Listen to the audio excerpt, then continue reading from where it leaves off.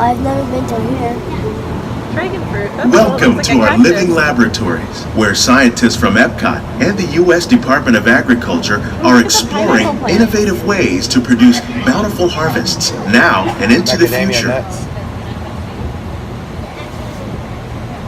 Edible flowers? The tropics are home to the greatest diversity of plants on the planet. Java apple?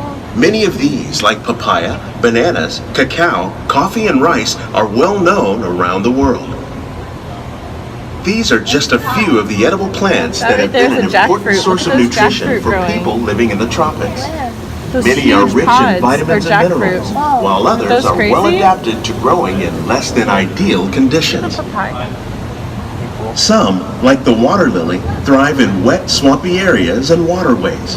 All parts of this plant, even the flower petals, are edible. The starchy root of the plant has long been used to make flour for baking.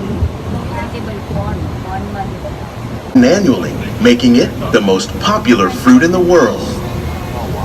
I didn't know banana was very popular. There it is. I'll take one.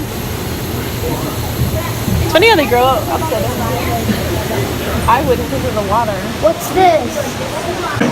You probably don't think of fish, but fish farming, or aquaculture, accounts for nearly half of all the seafood consumed globally. Tilapia, bass, and catfish, like the ones you see here, are three of the more popular crops raised by fish farmers. The sustainable system we're using here recycles the water. While there are more than 50,000 edible plant species in the world, most of us are only familiar with the handful that make up our everyday diet. The common grains growing here, wheat, maize, sorghum, and millet, plus rice, account for nearly 2/3 of our global food consumption. Learning how to increase yields of these staples is an important goal of research around the world. Look at the Mickey plant. Oh, yeah. Bougainvillea. It's just in the shape of Mickey's head up there. Look at the blue agave one. Blue agave looks like pineapple. These plants are definitely on their way up. Innovative growing techniques like these increase yields while more efficiently using resources like water, fertilizer, and pesticides. Another innovation at work here, populating our greenhouses with beneficial insects that prey on harmful pests like aphids and flies. We are significantly reducing our reliance on conventional pesticides. We're growing these crops using our nutrient film system. This technique precisely controls and recycles water and nutrients.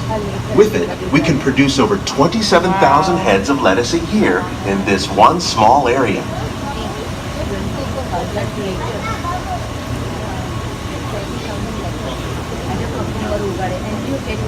Look at the cucumbers, Ethan.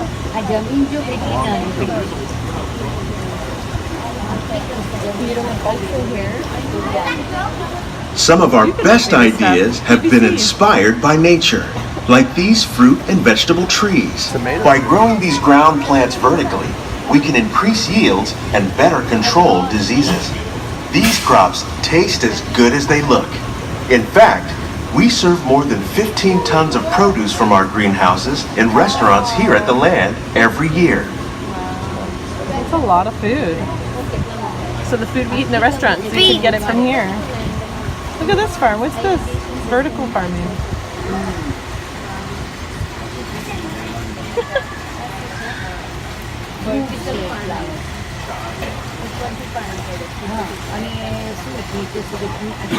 Hey, look, it's thyme. Just kidding. Wow. The future of agriculture may include innovative ideas like this vertical growing system. Plants grown in this way use a fraction of the space required by traditional growing methods. That saves water and increases production. The aquaponics system on your left combines hydroponics with aquaculture.